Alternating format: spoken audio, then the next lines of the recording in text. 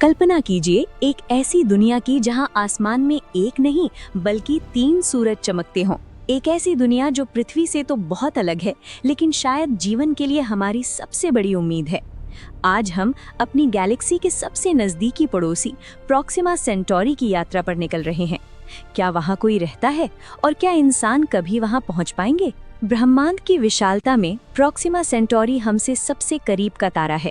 ये हमसे लगभग 4.24 प्रकाश वर्ष दूर है। सुनने में ये कम लगता है, लेकिन वर्तमान तकनीक से वहां पहुंचने में हमें हजारों साल लग जाएंगे। ये एक रेड ड्वार्फ तारा है जो हमारे सूर्य की तुलना में काफी छोटा, ठंडा और लाल है। साल 2016 में वैज्ञानिकों ने एक ऐसी खोज की जिसने पूरी दुनिया को चौंका दिया।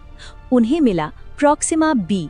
ये एक ऐसा ग्रह है जो पृथ्वी के लगभग बराबर है और अपने तारे के हैबिटेबल जोन यानी रहने योग्य क्षेत्र में चक्कर लगाता है। इसका मतलब है कि यहाँ का तापमान ऐसा हो सकता है जहाँ पानी ना तो जमकर बर्फ बने और ना ही उबलकर भाप, बल्कि तरल रूप यानी लिक्विड स्टेट में मौजूद रहे।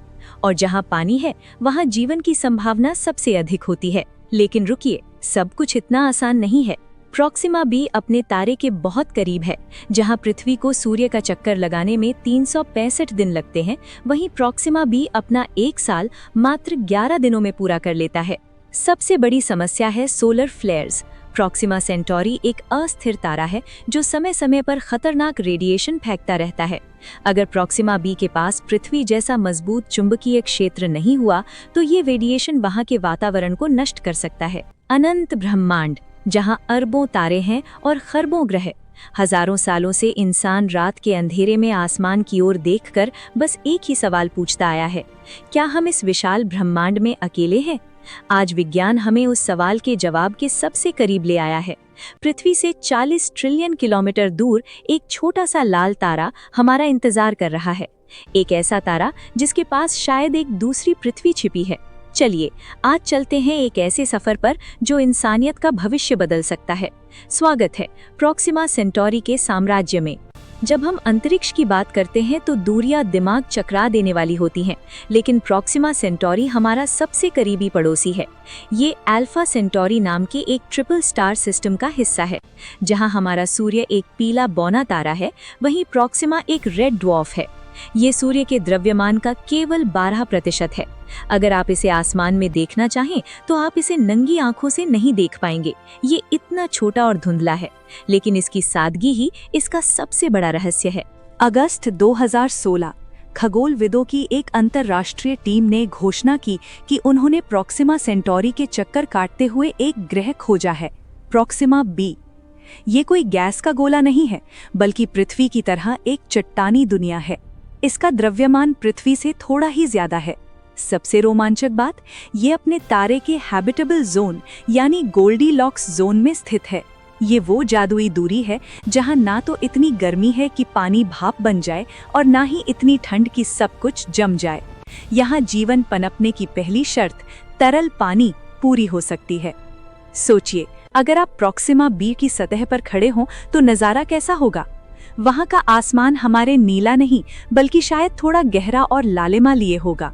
सूरज हमारे सूर्य से 3 गुना बड़ा दिखाई देगा, लेकिन उसकी रोशनी उतनी तेज नहीं होगी। चूंकि ये ग्रह अपने तारे के बहुत करीब है, वैज्ञानिकों का मानना है कि ये टाइडली लॉक्ड हो सकता है। यानी ग्रह का एक हिस्सा हमेशा तारे की तरफ रहता है जहां हमेशा दिन होता है, और दूसरा हिस्सा हमेशा अंधेरे और कड़ाके की ठंड में डूबा रहता है। जीवन शायद इन दोनों के बीच की एक पतली पट्टी यानी ट्वाइलाइट जोन में पनप रहा हो। लेकिन क्या ये ग्रह वास्तव में रहने लायक है? यहाँ एक बड़ा किंतु है। रेड ड्वार्फ तारे बहुत हिंसक होते हैं। प्रॉक्सिमा सेंटोरी अक्सर सुपर फ्लेयर्स छोड़ता है, ऐसे धमाके जो पृथ्वी पर होने वाले सौर तूफानों से हजारों गुना शक्तिशाली होते हैं। अगर प्रॉक्सिमा बी के पास एक मजबूत वातावरण और चुंबकीय कवच नहीं है तो ये रेडिएशन की लहरें वहां मौजूद किसी भी कोशिका को भून सकती हैं। क्या जीवन ने वहां इन परिस्थितियों के साथ तालमेल बिठा लिया होगा?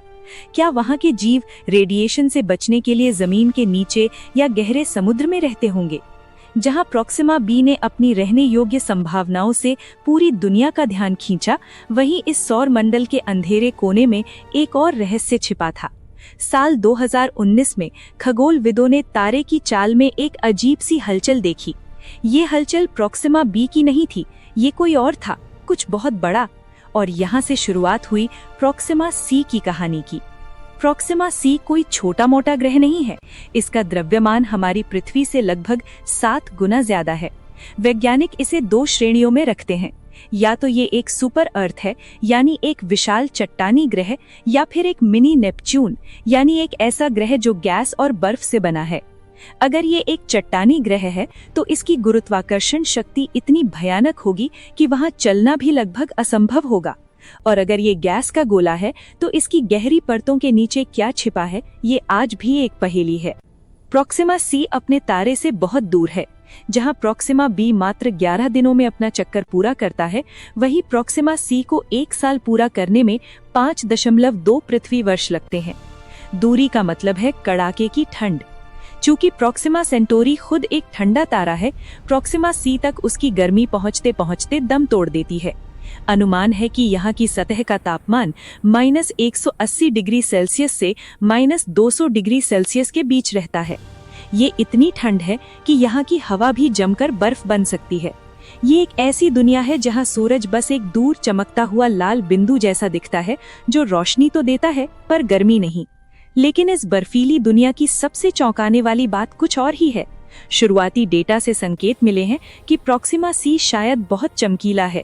वैज्ञानिक हैरान थे, इतनी दूर एक ग्रह इतना चमक कैसे सकता है। एक थ्योरी ये कहती है कि शायद इसके पास शनि की तरह विशाल रिंग्स हैं, या फिर इसके चारों ओर धूल और मलबे का एक ऐसा बादल है जो तारे की रोशनी को रिफ्लेक्ट कर रहा है। अगर ये सच है तो ये हमारे नजदीकी सौर मंडल का सबसे खूबसूरत और रहस्यमयी नजारा हो सकता है। ऊपरी तौर पर देखने पर प्रॉक्सिमा सी जीवन के लिए एक नर्क जैसा लगता है, लेकिन विज्ञान में कभी नहीं जैसा कुछ नहीं होता। वैज्ञानिकों का मानना है कि अगर इस ग्रह के पास आंतरिक गर्मी यानी इंटरनल हीट का कोई स्रोत हो, या इसके किसी चंद्रमा पर बर्फीली सतह के नीचे गहरे महासागर हों, तो जीवन की संभावना को पूरी तरह नकारा नहीं जा सकता। जैसे हमारे सौरमंडल में बृहस्पति का चंद्रमा यूरोपा है, वैसे ही प्रॉक्सिमा सी का कोई हिस्सा जीवन की गुप्त पनाहगाह हो सकता है। साल 2020 जब दुनिया महामारी से जूझ रही थी, खगोलविदों की नजरें दूर सितारों पर जमी थीं। चिली में स्थित वेरी लार्ज टेलीस्कोप के जरिए वैज्ञानिकों ने प्रॉक्सिमा सेंटोरी की रोशनी में एक बहुत ही सूक्ष्म, लगभग न के बराबर होने वाले थिरकन महसूस की। ये थिरकन इतनी कम थी कि इसे पकड़ पाना नामुमकिन सा लग रहा था, लेकिन जैसे ही डेटा साफ हुआ, एक नई दुनिया उभर कर सामने आई, प्रॉक्सिमा डी। प्रॉक्सिमा डी की सबसे बड़ी खासियत क्या है? इसका आकार। ये अब तक खोजे गए सबसे हल्के एक्सोप्लैनेट्स में से एक है। इसका द्रव्यमान मास पृथ्वी का मात्र 1/4 है। आप कह सकते हैं कि ये ब्रह्मांड का एक छोटा सा कंकड़ है, जो अपने विशाल पड़ोसियों के बीच अपनी जगह बनाए हुए है। लेकिन इसकी रफ्तार आपको हैरान कर देगी। जहां पृथ्वी को सूरज का चक्कर लगाने में 1 साल लगता है, प्रॉक्सिमा डी अपना 1 साल मात्र 5.1 दिनों में पूरा कर लेता है। यानी यहाँ हर 5 दिन बाद नया साल मनाया जाता है। लेकिन इस रफ्तार की एक बड़ी कीमत है। प्रॉक्सिमा डी अपने तारे के बेहद करीब है, इतना करीब कि ये हैबिटेबल जोन के अंदरूनी किनारे के भी पार चला गया है। ये अपने तारे से मात्र 40 लाख किलोमीटर की दूरी पर है। तुलना के लिए बता दें कि ये दूरी पृथ्वी और सूर्य की दूरी का केवल 3% है। इतनी कम दूरी का मतलब है अत्यधिक गर्मी। यहाँ की सतह का तापमान इतना अधिक हो सकता है कि जीवन का टिक पाना लगभग नामुमकिन है। ये एक सूखी और झुलसी हुई दुनिया हो सकती है, जहाँ शायद ही कोई वातावरण बचा हो। प्रॉक्सिमा डी की खोज इंसानी तकनीक की एक बड़ी जीत है। इतने छोटे ग्रह को इतनी दूर से ढूंढना वैसा ही है जैसे हजारों किलोमीटर दूर बैठे किसी व्यक्ति के हाथ में मौजूद एक नन्ही सी सुई को हिलते हुए देखना। इसे खोजने के लिए एस्प्रेसो नाम के स्पेक्ट्रोग्राफ का इस्तेमाल किया गया। इस खोज ने वैज्ञानिकों को उम्मीद दी है कि हम जल्द ही पृथ्वी जैसे छोटे और हल्के ग्रहों को खोजने की तकनीक में महारत हासिल कर लेंगे। ब्रह्मांड की विशालता में हम अक्सर खुद को अकेला महसूस करते हैं, लेकिन क्या होगा अगर मैं आपसे कहूं कि हमारा सबसे करीबी पड़ोसी तारा सिर्फ एक जलता हुआ आग का गोला नहीं, बल्कि 3 अनूठी दुनियाओं का घर है। पृथ्वी से 4.2 प्रकाश वर्ष दूर प्रॉक्सिमा सेंटोरी के साम्राज्य में 3 ऐसे ग्रह मौजूद हैं जो विज्ञान की हर परिभाषा को चुनौती दे रहे हैं। आज हम सौर मंडल की सीमाओं को पार करेंगे और उन 3 ग्रहों की सैर करेंगे जो शायद भविष्य में मानवता का नया पता बन सकते हैं। जैसे ही हम इस सिस्टम में प्रवेश करते हैं, सबसे पहले हमारी मुलाकात होती है इस परिवार के सबसे छोटे सदस्य से, प्रॉक्सिमा डी से। ये ग्रह एक रिकॉर्ड ब्रेकर है। पृथ्वी के द्रव्यमान का मात्र 1/4। ये नन्हा सा ग्रह अपने तारे के इतना करीब है कि यहाँ एक साल सिर्फ 5 दिनों में खत्म हो जाता है, लेकिन इसकी नजदीकी ही इसकी सबसे बड़ी दुश्मन है। यहाँ की सतह इतनी गर्म है कि पत्थरों का पिघलना भी मुमकिन है। ये एक झुलसी हुई दुनिया है जो हमें सिखाती है कि सितारों के बहुत करीब जाना भी खतरनाक हो सकता है। लेकिन जैसे ही हम इस तपती हुई दुनिया से थोड़ा दूर ठंडी हवाओं की ओर बढ़ते हैं, हमें मिलता है इस सिस्टम का सबसे कीमती रत्न। ये है प्रॉक्सिमा बी, वैज्ञानिकों की उम्मीदों का केंद्र। ये ग्रह लगभग पृथ्वी के आकार का है और अपने तारे के हैबिटेबल जोन में स्थित है। यहाँ खड़े होकर आसमान की ओर देखें तो आपको एक विशाल लाल सूरज दिखाई देगा।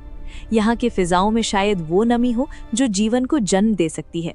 हालांकि ये अपने तारे से निकलने वाले खतरनाक रेडिएशन से जूझ रहा है, लेकिन अगर इसके पास अपना एक सुरक्षा कवच या एटमॉस्फेयर हुआ तो शायद यहाँ गहरे समुद्रों में या गुफाओं के अंदर जीवन अपनी जड़ें जमा चुका होगा। ये वो जगह है जहाँ इंसान अपनी पहली इंटरस्टेलर कॉलोनी बसाने का सपना देख रहा है। मगर इस सिस्टम का विस्तार यहीं खत्म नहीं होता। जैसे जैसे हम इस मंद लाल तारे की रोशनी से दूर अंधेरे की ओर बढ़ते हैं, तापमान गिरने लगता है और नज़ारा बदलने लगता है।